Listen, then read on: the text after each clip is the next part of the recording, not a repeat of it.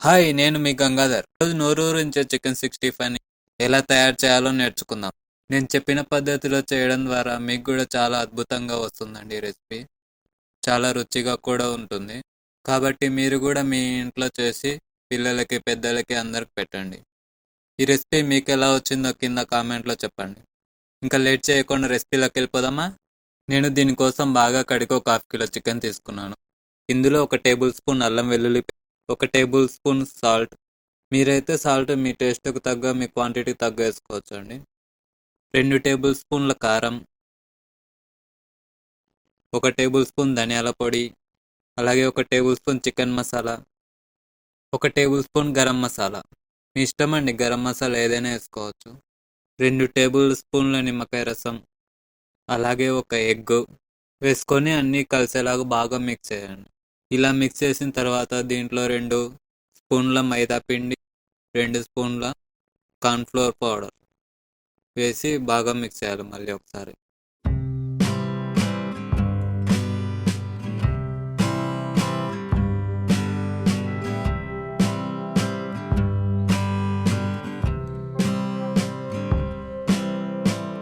Mix చేసిన తర్వాత దీంట్లో నేను కొంచెం ఫుడ్ కలర్ యాడ్ చేస్తున్నా, రెడ్ కలర్ది.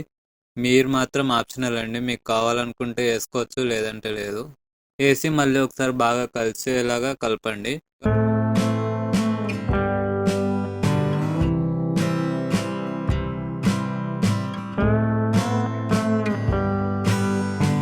మిక్స్ చేసిన తర్వాత ఒక 10-15 మినిట్స్ పక్కన పెట్టండి. తర్వాత ఒక కడాయి తీసుకోండి. అది కొంచెం వేడైన తర్వాత దానిలోకి డీప్ ఫ్రైకి సరిపడా ఆయిల్ వేయాలండి. ఆయిల్ వేడైన తర్వాతకి మనం కలిపెట్టుకున్న చికెన్ ఫ్రై ఉంది కదా, అది వేయండి. వేసి 1 మినిట్ అలాగే ఉంచండి, వెంటనే కలపొద్దు. తర్వాత ఒక హాఫ్ మినిట్, 1 మినిట్ తర్వాత కలిపి అటు ఇటు తిప్పండి దాన్ని. ఇప్పుడు మంట మీడియం ఫ్లేమ్లో పెట్టి ఒక 5 నిమిషాలు బాగా ఫ్రై కానివ్వండి. ఫ్రై అయిన తర్వాత మనకు కొంచెం చికెన్ పీస్ కొంచెం కలర్ చేంజ్ అవుతుంది, అప్పుడు తీసి గిన్నెలో వేసుకోండి. మంట అనేది ఎప్పుడు మీడియం ఫ్లేమ్లోనే పెట్టుకొని డీప్ ఫ్రై చేసుకోవాలండి. చిన్న మంట పెడితేనేమో ఆయిల్ ఎక్కువ తాగుతుంది, పెద్ద మంట పెడితేనేమో లోపల చికెన్ పీస్ అనేది ఉడకదు సరిగ్గా. అందుకని ఎప్పుడు మీడియం ఫ్లేమ్లోనే చేసుకోవాలండి.